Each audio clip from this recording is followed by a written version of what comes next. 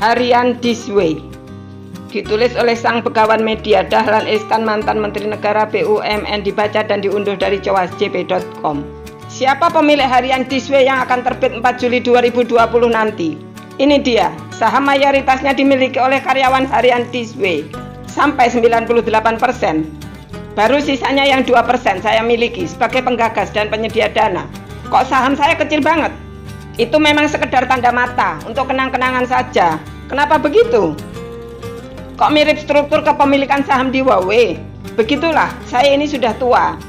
Tahun depan sudah 70 tahun. Saya sudah mencoba menghitung keperluan makan saya selama 20 tahun ke depan. Rasanya masih bisa makan. Untuk apa lagi menumpuk saham? Saya akan lebih bahagia kalau bisa melihat dunia jurnalistik bisa terhindar dari proses penuaan, apalagi kematian. Tapi saya memang sudah lama mengamati perkembangan di Huawei. Banyak yang mengira Huawei itu BUMN Tiongkok. Atau ada yang mengira Huawei itu milik pendirinya, Ren Zhengfei, ayah dari Meng Wanzhou yang kini ditahan di Kanada atas permintaan Amerika Serikat itu. Bukan, Huawei itu bukan BUMN, bukan pula milik pendirinya. Huawei itu milik karyawan Huawei. Di Huawei, Ren Zhengfei memang segala-galanya, tapi sahamnya hanya 2%. Saya pun tidak menyangka Ren begitu hebatnya. Begitu kecil sahamnya di perusahaan itu. Tapi itulah salah satu kunci sukses Huawei. Sejak mengetahui itu, saya meneguhkan niat dalam hati. Suatu saat akan mendirikan perusahaan dengan saham terbesar milik karyawan. Tak disangka saya mendapat berkah, tidak dijawab pos lagi. Saya juga tidak menyangka tiba-tiba ada COVID-19. Saya tiba-tiba tidak berkutik, hanya bisa tiduran di rumah sepanjang hari, sepanjang minggu. Badan saya memang terkurung, tapi pikiran saya melayang kemana-mana. Termasuk ke Huawei, juga ke Ren Zhengfei. Inilah saatnya melaksanakan niat lama, mengikuti jejak Huawei. Setidaknya dalam hal persahamannya. Tunggu dulu, ada satu yang membuat saya pusing.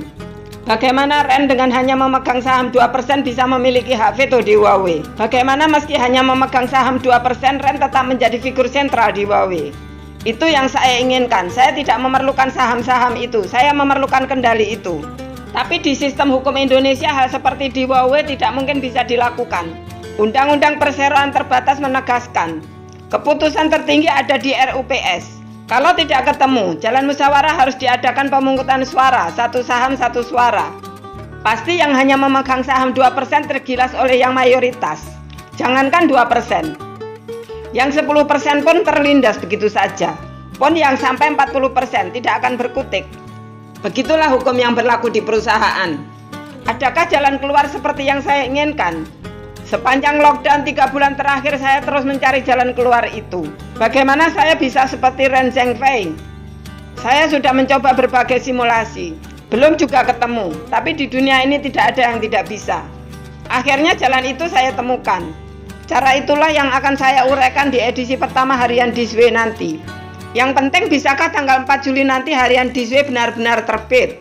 Sampai 2 hari lalu kertas belum ada, mesin belum ada, wartawan belum punya. Semua harus tersedia dalam 5 hari ini.